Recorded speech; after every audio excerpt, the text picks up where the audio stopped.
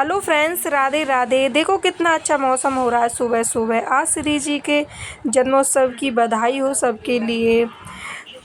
तो इस मौसम से पता चल रहा है कि आज राधा जी का जन्मोत्सव है। कितना अच्छा मौसम हो रहा है, ठंडी ठंडी हवा चल रही है।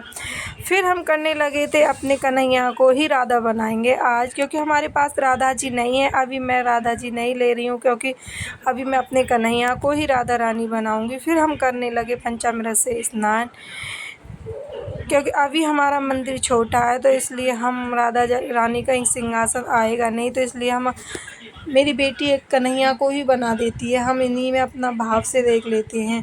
हम कर रहे थे दोनों पंचामृत से स्नान। बेटा रहता है दूर, तो पता नहीं बच्चों का मन नहीं करता है। छोटे छोटे बच्चे, इनको हम खींचते हैं पूजा के लिए, लेकिन बच्चे सुनते तो है नहीं।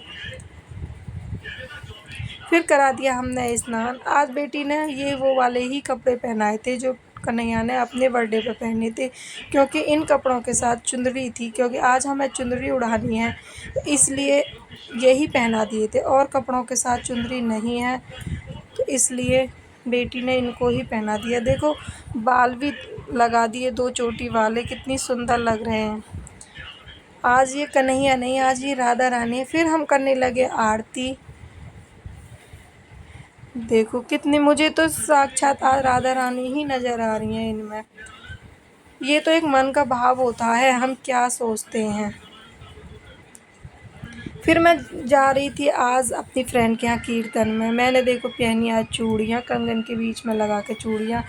जब त्यौहार होता है तो बहुत अच्छा लगता है चूड़ियाँ पहनना। बाहर बोल रहे थे बारिश आ गई, लेकिन हल्की हल्की बूंद थी, मोटी मोटी, लेकिन हो गई थी बंद। हाँ, वैसे तो मैं निकल जाऊँगी। मैं निकल चुकी थी, रास्ते में ही बारिश आ गई थी। घर पे तो आई नहीं थी, लेकिन रास्ते में बारिश ने मुझे घेर लिया।